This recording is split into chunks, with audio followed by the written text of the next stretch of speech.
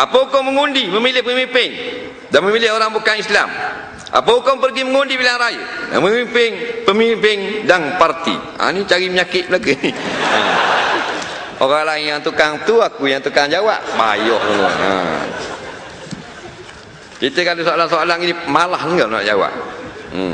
Pasal benda ni benda tidak qat'i. Benda ni semua ni atas qawaid syar'iyyah belaka.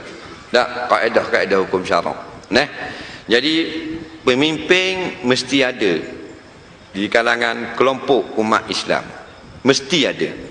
3 orang kena lantik seorang pemimpin. Kalau tidak, serigala makan, Nabi kata. Jadi sama ada pemimpin parti Islam, pemimpin persatuan Islam, biar ada begitu. Sekurang-kurangnya ada imam semayang, dia juga pemimpin. Jadi wajib ke tak?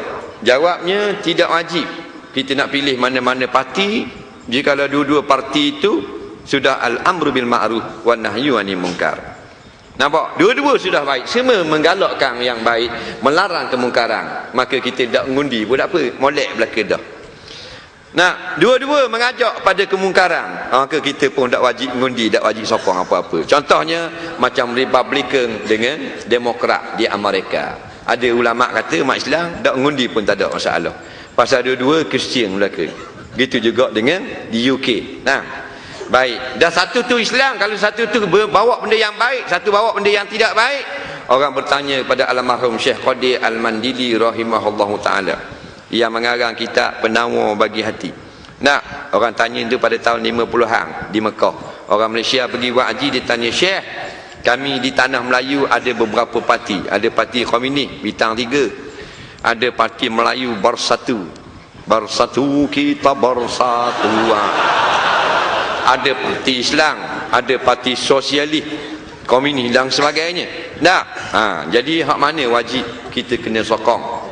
Jawabnya almarhum Syekh Qadir Al-Mandili, siapa yang menyeru kepada apa yang dibawa oleh Rasulullah, iaitulah menyuruh kebaikan, mencegah kemungkaran, maka waktu yang wajib kita sokong. Adapun yang munafik, melarang kebaikan, menyuruh kemungkaran, maka waktu wajib kita engkar. Sama macam dalam kampung kita ada satu tanah saja, tapi dua kumpulan berebut nak buat. Kumpulan pertama nak buat masjid, kumpulan kedua nak buat disko. Hak tu mana hak wajib kita sokong? Wajiblah sokong hak nak buat masjid. Tapi kalau dua-dua nak buat disko, kita tak sokong mana-mana. Faham?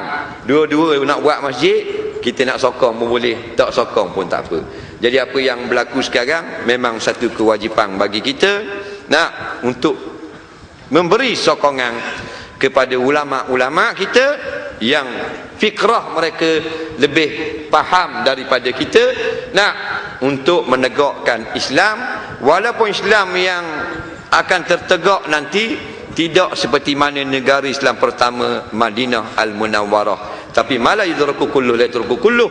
Benda yang kita tak boleh nak jalankan sepenuhnya, kita jalankan sebahagiannya saja, sudah memadai. Faham? Soalan seterusnya,